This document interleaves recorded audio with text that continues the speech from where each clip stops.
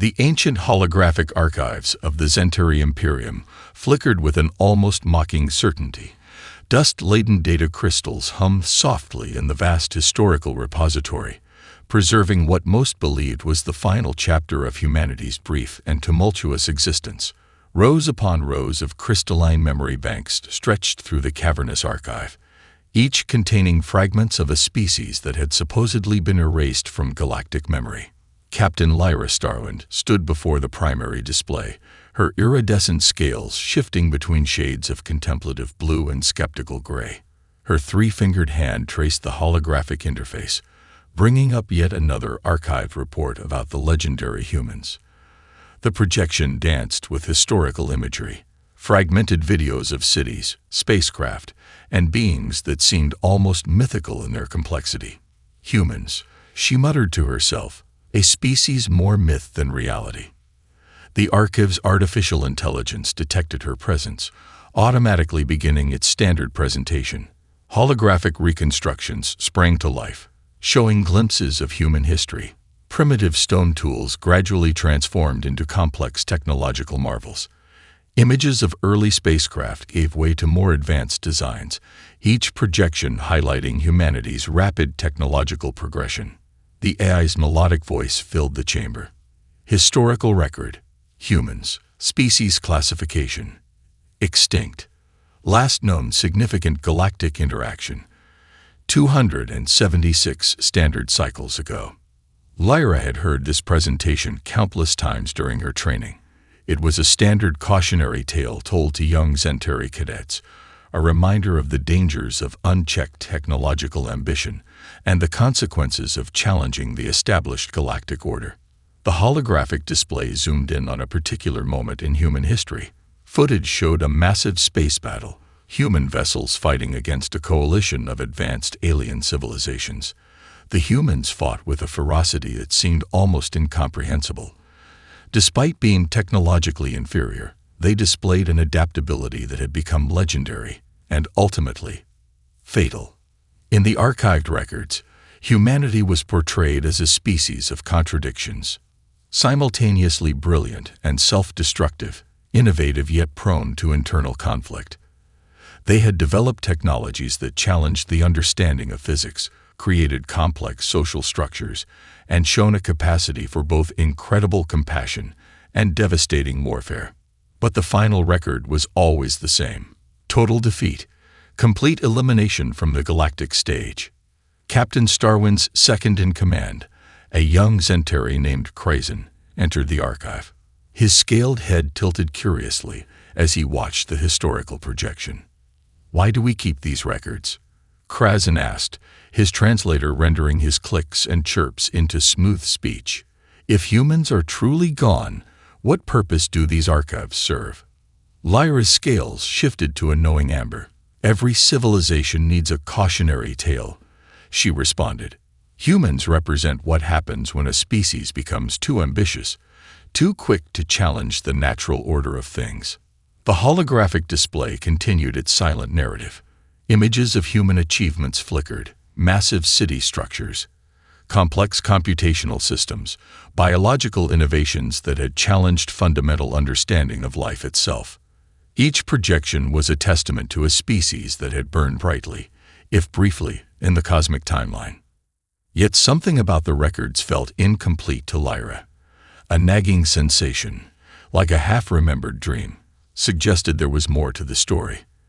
The humans in these archives seemed too vibrant, too dynamic to be truly gone.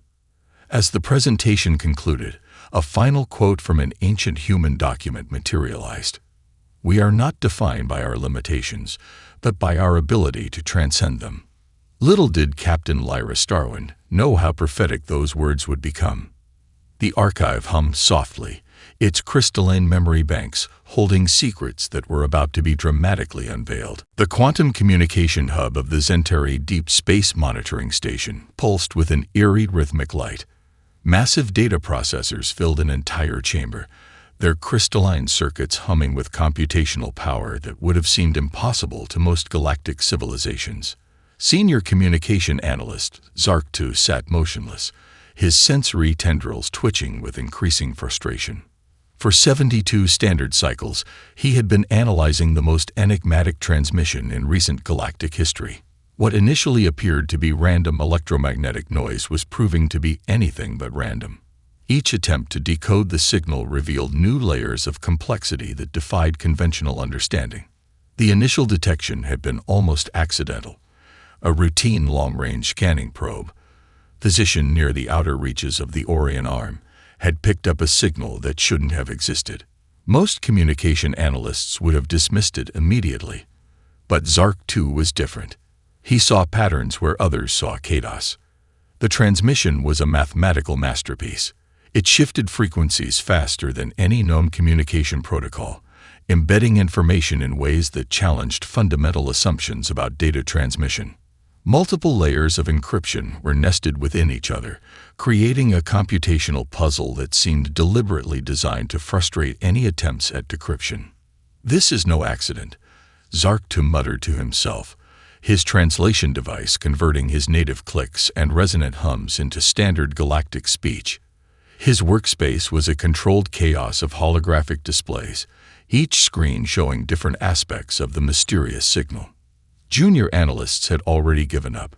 They had submitted reports suggesting the signal was nothing more than cosmic background radiation or a malfunction in the scanning equipment. But Zark 2 knew better. This was a message, a carefully crafted communication that was simultaneously an invitation and a challenge. The most intriguing aspect of the signal was its adaptive nature. Traditional decryption methods simply failed. The moment an analysis algorithm seemed to make progress, the signal would subtly shift, rendering previous progress meaningless. It was almost as if the transmission was learning, adapting in real time to attempts at understanding. Zark 2 pulled up a holographic representation of the signal's mathematical structure.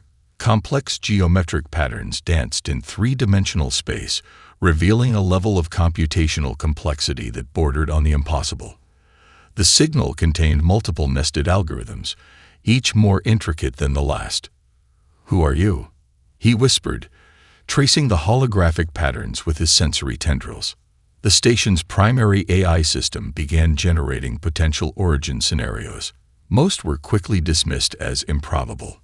The signal's point of origin was mathematically impossible. It seemed to exist in multiple locations simultaneously, a quantum impossibility that challenged everything known about spatial communication. Chief Scientific Advisor Renlax entered the communication hub, her scaled form moving with practiced elegance. She studied the holographic displays, her multiple eyes blinking in a pattern that suggested deep contemplation. "Fascinating," she murmured. "This is no natural phenomenon. This is a deliberate communication." Zark 2 nodded, his tendrils vibrating with excitement. "It's more than a communication. It's a test. Someone, or something, is probing our capabilities." The signal continued its endless dance of complexity. Hidden within its mathematical structure were fragments of information, barely perceptible hints of something greater. Technological specifications so advanced they seemed to defy the laws of known physics. Computational models that suggested a level of understanding far beyond current galactic civilizations. Most intriguingly, buried deep within the signal's complex structure was a recurring pattern. A signature, almost imperceptible, that seemed to whisper a single word: human. As the monitoring station continued its analysis, neither Zark 2 nor Renlax realized they were witnessing the first tremors of a cosmic revelation that would fundamentally reshape galactic understanding. The signal pulsed, waiting, watching, challenging. The Zentari Imperial Fleet Command was a masterpiece of technological precision. Massive holographic displays filled the central command chamber, each screen pulsing with real-time data from across the galaxy. Hundreds of high-ranking officers moved with synchronized efficiency, their scaled forms reflecting the cold, calculated nature of the Zentari military doctrine. Fleet Admiral Vornak stood at the center of the command hub, his massive form casting an imposing shadow. His cybernetic eye, a marvel of Zentari technological integration, scanned multiple data streams simultaneously. The mysterious signal that had been puzzling communication analysts had finally triggered a response protocol. "Prepare the Phantom Squadron," Vornak commanded, his voice a low, resonant growl that reverberated through the command chamber. 500 of our most advanced warships will neutralize this potential threat." The decision was made with the clinical precision of a species that had dominated galactic military strategy for centuries.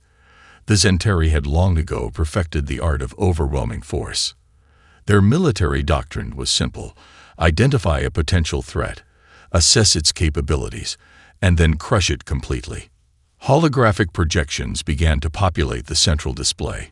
Each Zentari warship was a marvel of technological engineering.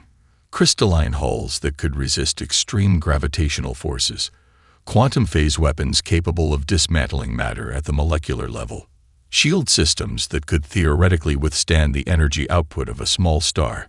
The fleet's AI prediction models told a story of absolute certainty. The probability of total victory was calculated at 99.7%. Military strategists exchanged knowing glances, their body language suggesting a mixture of professional detachment and barely contained excitement. Captain Lyra Starwind, recently transferred from the historical archives to active fleet duty, stood at the tactical coordination station. Her scales shifted between professional gray and a hint of anticipatory blue. Something about this mission felt different. The mysterious signal had triggered something deep in her instincts.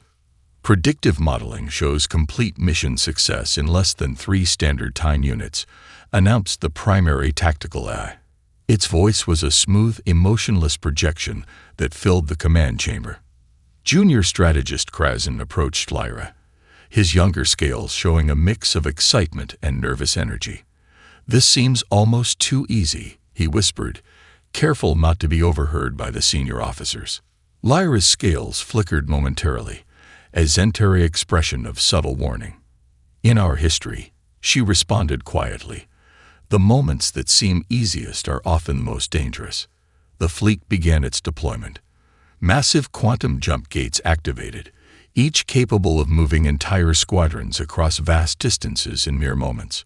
The ships moved with a precision that spoke to centuries of military refinement. Each vessel was connected through a quantum communication network that allowed instantaneous coordination. Military analysts prepared detailed reports. Weapon systems were calibrated. Shield harmonics were synchronized. Every possible contingency had been calculated and recalculated. The Zentari believed in absolute preparation. What they didn't realize was that they were sailing into a trap centuries in the making. The first wave of ships began their quantum jump. Space itself seemed to bend and twist around the massive fleet. Thousands of life forms, each trained to absolute perfection, prepared for what they believed would be a routine neutralization of a potential threat. Deep in the communication logs, the mysterious signal continued its subtle dance, almost like a heartbeat, almost like a countdown. As the fleet disappeared into the quantum jump corridors, a single line of text appeared briefly on a secondary monitoring screen. It was so fast that no one noticed, a fragment of code that seemed to whisper a single word: "Ready." The quantum jump corridors shimmered with an unnatural light.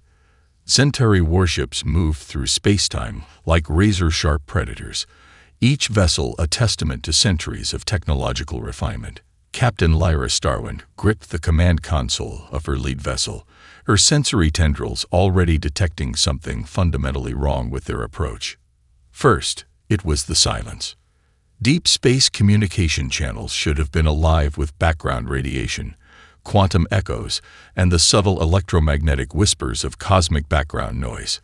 Instead, there was nothing. A void so complete it defied every standard operating procedure in the Zentari military handbook. "Tactical systems reporting anomalous readings," announced the ship's eye. Its voice carried an unusual hint of uncertainty, a tone that would have been unthinkable in any previous mission. The first visual confirmation came suddenly. Where their predictive models had suggested an isolated target or a small defensive position, reality presented something entirely different.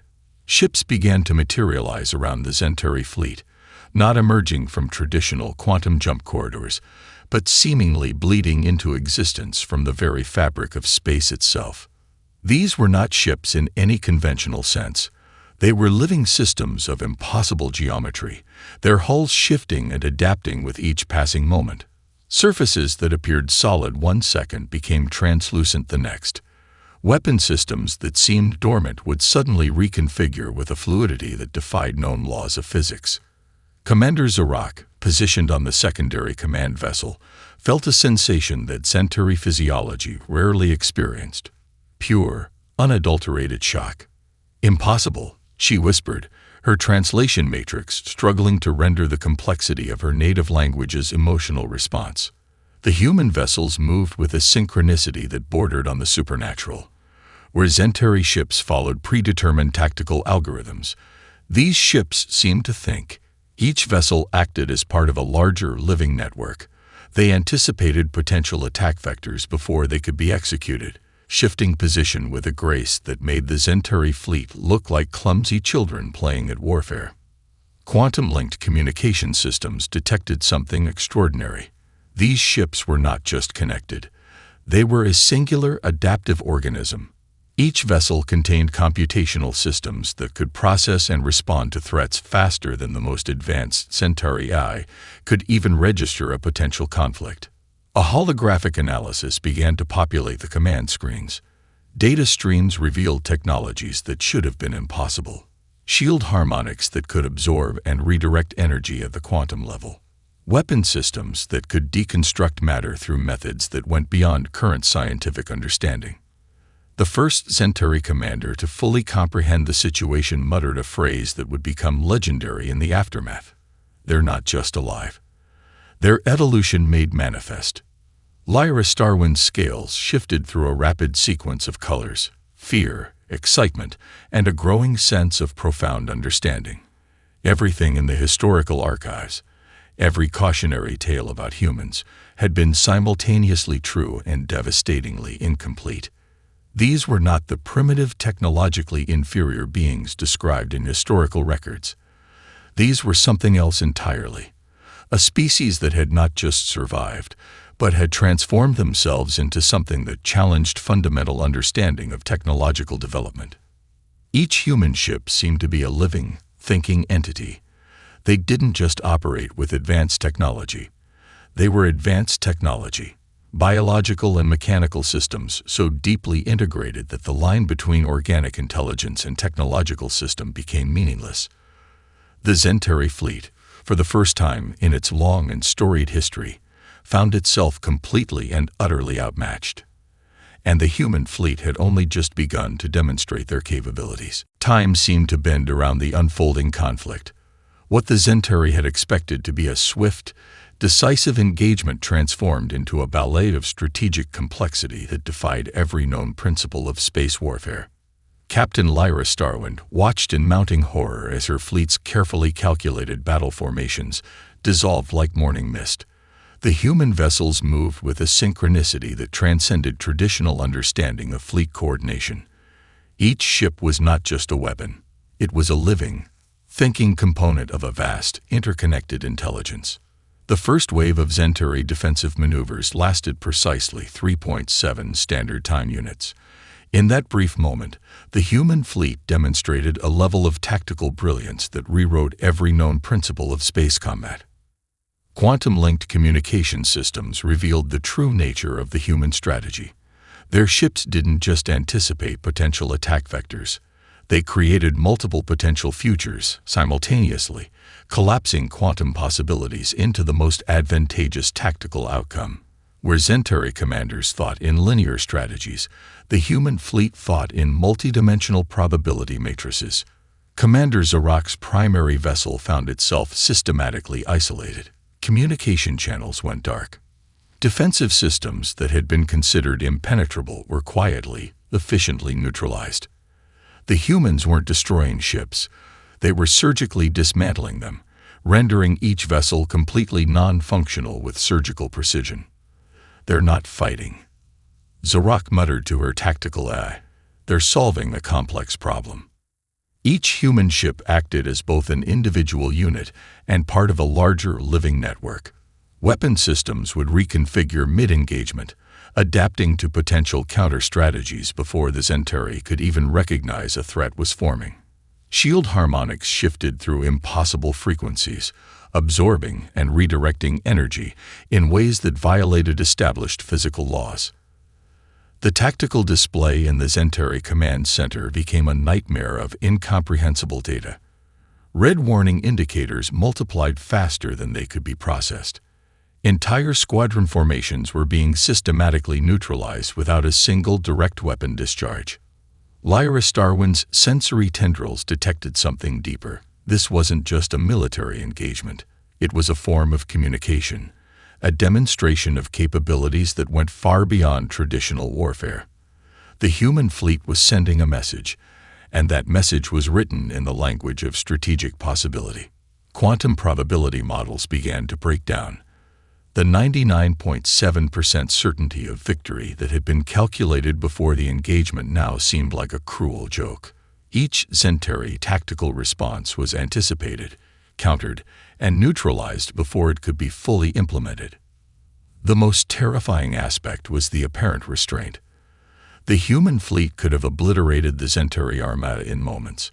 Instead, they were surgically reducing the fleet's capabilities, leaving ships intact but completely non-functional. It was less an act of war and more a clinical demonstration of superiority. "We are being studied," Lyra realized, her scales shifting to a pale, almost translucent color of profound understanding. This entire engagement is an experiment. Deep within the human fleet's quantum communication network, complex algorithms processed every moment of the conflict. Each action was being analyzed, recorded, understood. The Zentari were not an enemy to be destroyed. They were a variable to be comprehended. As the last of the Zentari defensive formations collapsed, a single transmission began to broadcast across all frequencies. It was not a threat. It was not a declaration of victory. It was an invitation. The message was simple, yet it carried the weight of a fundamental shift in galactic understanding. "We are ready to talk." The moment of silence that followed the human fleet's tactical demonstration was more profound than any weapon discharge could have been. Suspended in the vast emptiness of space, the disabled Zentari vessels hung like intricate sculptures of technological defeat. Then the transmission began. It was not a conventional communication.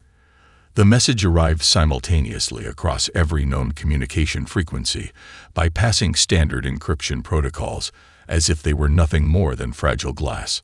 Holographic displays throughout the Zentari fleet flickered to life, revealing a transmission that was part historical document, part philosophical treatise, and part something entirely unprecedented. The first image was of Earth, not as it was now, but as it had been throughout human history. Scenes of technological development, cultural evolution, and species-wide challenges played out in rapid succession. It was a narrative of survival, adaptation, and relentless progress.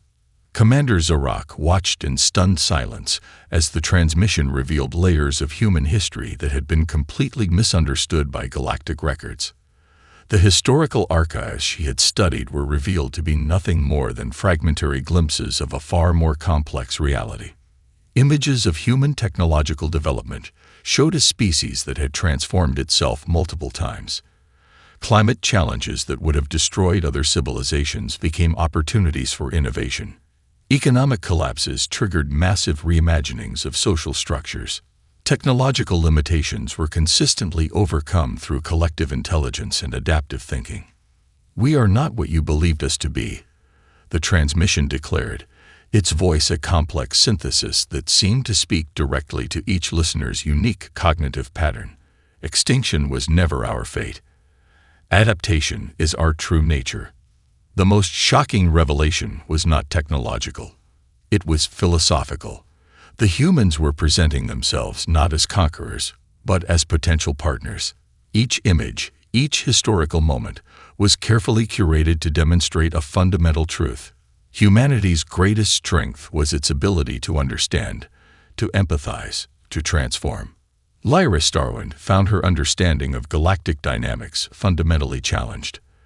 The humans were offering something far more valuable than military dominance.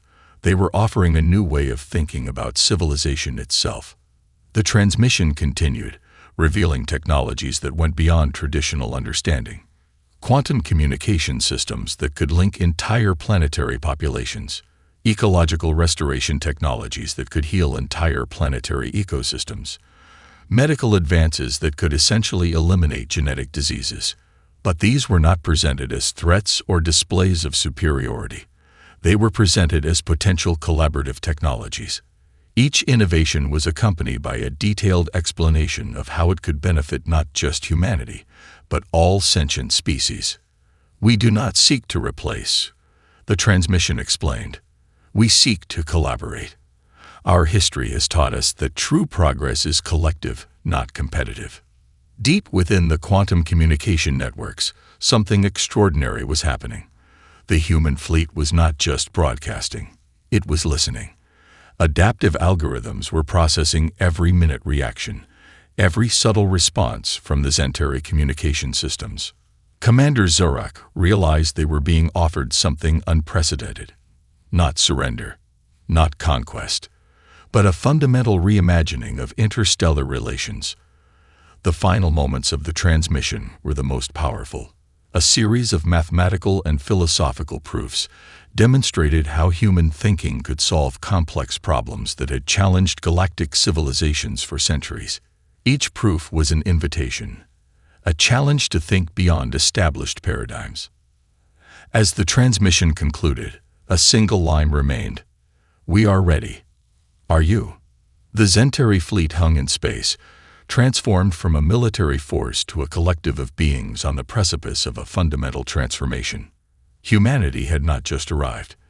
They had rewritten the entire script of galactic interaction. The diplomatic summit convened in a space station constructed specifically for this unprecedented moment.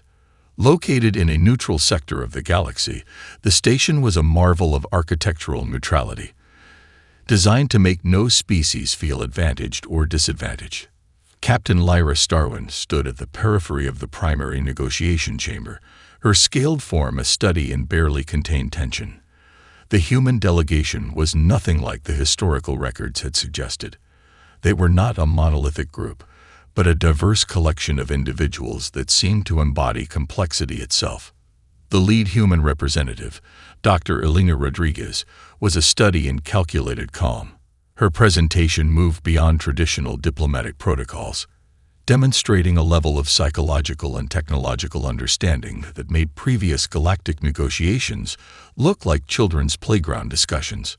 "We are not here to conquer," Dr. Rodriguez began, her words translated through quantum communication systems that captured not just language, but nuanced emotional context. "We are here to collaborate." The Galactic Confederation representatives shifted uncomfortably. The humans had just demonstrated technological capabilities that made every existing civilization look primitive. Yet here they were, offering partnership instead of subjugation. Technological demonstrations followed that defied comprehension. The humans showcased ecological restoration technologies that could heal entire planetary ecosystems. Medical advances that could essentially eliminate genetic diseases, communication systems that could link planetary populations with unprecedented efficiency. But these were not presented as threats or displays of superiority. They were offered as potential collaborative technologies. Each innovation came with detailed explanations of how it could benefit not just humanity, but all sentient species. Commander Zorak watched in growing fascination. The humans were solving problems that had challenged galactic civilizations for centuries. Climate adaptation technologies, energy production methods that produced zero environmental impact, educational systems that could accelerate learning across entire species. The most shocking revelation was not technological. It was philosophical. Humanity presented a fundamental reimagining of civilization itself. Their approach was not about domination, but about collective progress. They viewed technological and social advancement as a collaborative journey, not a competitive race. Mathematical and philosophical proofs demonstrated how human thinking could solve complex multidimensional problems. Each presentation was an invitation, a challenge to think beyond established paradigms. The Zentari delegation, once confident in their technological superiority, now found themselves humbled. The humans were not just offering technologies. They were offering a completely new way of understanding existence. "We survived by learning to adapt," Dr. Rodriguez explained. "Not just technologically, but philosophically. Our greatest strength is not our technology, but our ability to understand, to empathize, to transform." Holographic displays showed humanity's journey, scenes of ecological disasters overcome, economic collapses that triggered massive social reimaginings, technological limitations transformed into opportunities for collective growth. The human delegation was not a uniform group. They represented diverse backgrounds, philosophies, and approaches, yet they moved with a collective intelligence that suggested something deeper than simple cooperation. As the summit progressed, it became clear that this was more than a diplomatic meeting. It was a fundamental restructuring of galactic understanding. The final moments of the summit were charged with a sense of profound possibility. The humans were not presenting themselves as saviors or conquerors. They were presenting themselves as potential partners in a collective journey of discovery. A single statement, projected across all communication channels, captured the essence of the moment. "We are ready to grow together. Are you?" The galaxy held its collective breath, standing on the precipice of a transformation beyond imagination. 5 standard cycles after the historic diplomatic summit, the galaxy found itself in the midst of a transformation that no one could have predicted. The Galactic Confederation, once a rigid structure of hierarchical power, had been completely reimagined. Captain Lyra Starwind now served as a primary liaison between human diplomatic teams and the existing galactic institutions. Her office, located on the multinational space station that had become the new center of galactic cooperation, was a testament to the profound changes that had occurred. The walls of her office displayed holographic projections of collaborative projects that would have been unimaginable just a few cycles ago. Planetary restoration initiatives, unified scientific research programs, educational exchange networks that spanned hundreds of different species and civilizations. Commander Zarak, once a military strategist, now led a new department focused on collective technological development. The very concept of military strategy had been transformed. Conflict resolution was no longer about weapon systems and tactical advantages, but about understanding, communication, and collective problem-solving. Humanity's approach had fundamentally altered the galactic paradigm. They had not conquered through force, but through a revolutionary approach to collaboration. Every technological advance was presented as a shared opportunity, not a competitive advantage.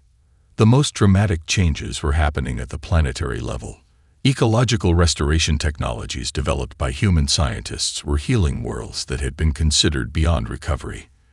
Entire planetary ecosystems that had been dying were now showing signs of unprecedented regeneration. Medical advances shared freely across species boundaries were eliminating genetic diseases. Communication technologies were breaking down barriers between civilizations, creating a level of understanding that had previously been impossible. Dr. Elena Rodriguez, who had been a key figure in the initial diplomatic summit, now led a multinational research initiative focused on collective problem-solving. Her approach was revolutionary. Instead of competitive research models, she had created a system where scientific breakthroughs were immediately shared across all participating civilizations. The economic models that emerged were equally transformative. Traditional concepts of resource competition were replaced by collaborative development strategies. Species that had been economic rivals for centuries now found themselves working together on projects that benefited entire sectors of the galaxy. Educational systems were completely reimagined. Learning became a collective journey, with knowledge transfer happening at unprecedented speeds. Quantum communication networks allowed for instantaneous sharing of information, breaking down historical barriers of isolation and misunderstanding. Lyra reflected on the journey that had brought them to this moment. The historical archives that had once presented humans as an extinct civilization were now seen for what they truly were: incomplete narratives that had missed the fundamental nature of human potential. The galactic communication networks now carried a constant stream of collaborative projects, joint scientific missions, ecological restoration initiatives, cultural exchange programs that went far beyond simple tourism or diplomatic niceties. Commander Zarak entered Lyra's office, carrying a latest report on the collaborative initiatives. "Who would have thought," he said, his translator capturing a subtle hint of wonder, "that our greatest strength would come from understanding rather than conflict?" Lyra's scales shifted to a color that represented deep contemplation. The humans had done something extraordinary. They had not conquered the galaxy. They had invited the galaxy to grow together. A holographic display flickered to life, showing a real-time map of collaborative projects. It was a living, breathing representation of a new way of existing, not just surviving, but truly thriving together. The final transmission that had started this journey now seemed prophetic. "We are ready to grow together. Are you?" The galaxy had answered with a resounding yes.